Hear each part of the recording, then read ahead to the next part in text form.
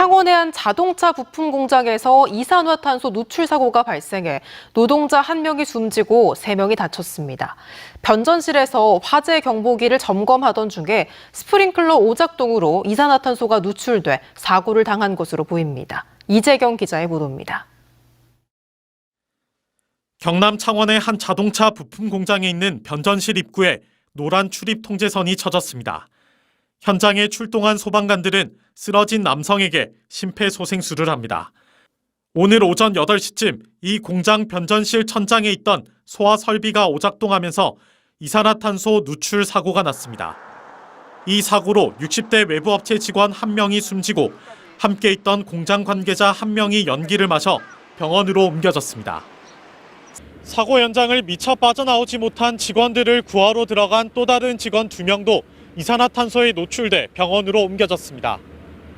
사고 당시 변전실에 있던 60대 외부업체 직원 등은 화재 경보기가 여러 번 오작동하자 이를 점검하려고 모여 있었던 걸로 알려졌습니다. 오작동이 몇 번 일어났어. 요번에 어제 점검을 실시했다고 이야기를 들었거든요. 그 이후에 지금 발생된 사고이기 때문에.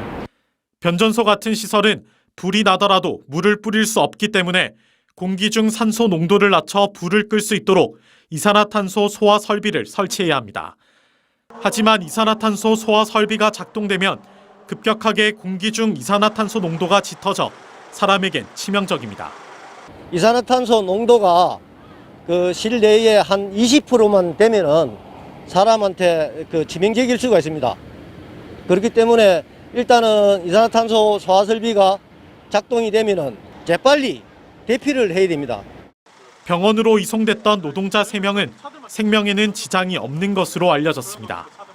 사고가 난 업체는 상시근로자 50인 이상인 중대재해처벌법 적용 대상 기업으로 고용노동부는 밀폐된 공간에서의 안전수칙 준수 여부를 비롯한 산업안전보건법 위반과 중대재해처벌법 적용 여부를 조사하고 있습니다. MBC 뉴스 이재경입니다. 그런가 하면 밀양의 한 고등학교에서는 화학물질인 포르말린이 누출되는 사고가 났습니다. 학생과 교사 등 17명이 두통과 어지럼증을 호소해 병원에서 치료를 받았고 213명은 긴급 대피했습니다. 문철진 기자입니다.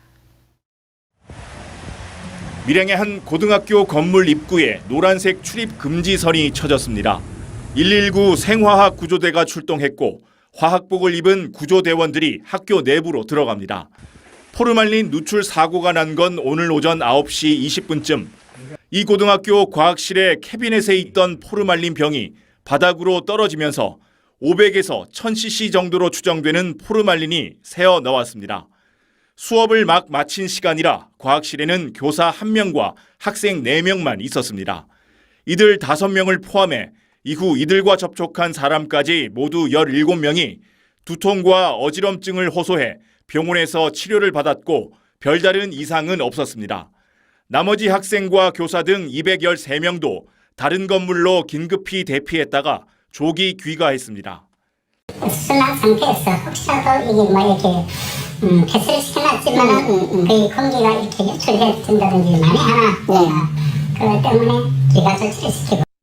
소방당국은 과학실을 폐쇄한 뒤 중화제를 활용해 독성 제거와 흡착 작업을 벌였고 내부 기화 측정값 정상 범위인 0.05ppm을 확인하고 4시간 만에 상황을 종료했습니다. 경남소방본부 소속 129 특수구조대가 측정값이 정상 범위가 될 때까지 흡착 및 중화 작업을 실시하였으며 안전조치를 완료하였습니다.